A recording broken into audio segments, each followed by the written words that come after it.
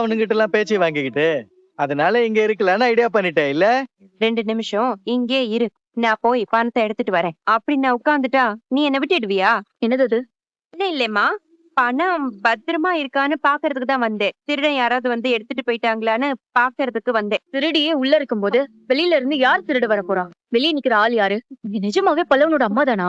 இதுக்கு மேல பொய் சொல்ல ட்ரை பண்ணாதீங்க. 2 பேரும் பேசுனதை நான் கேட்டுட்டு தான் இருந்தேன். வாயை திறந்தாலே பொய்யா சொல்றீங்க, ஃப்ராடுத்தனம் பண்றீங்க. எல்லாரையும் எழுப்புறேன், போலீஸை கூப்பிடுறேன். அவங்க வரட்டும். நீங்க பணத்தை திருட பாத்தீங்கன்னு நானே உங்க மேல கம்ப்ளைண்ட் கொடுக்குறேன். பாத்துட்டா வாயா, பாத்துட்டா.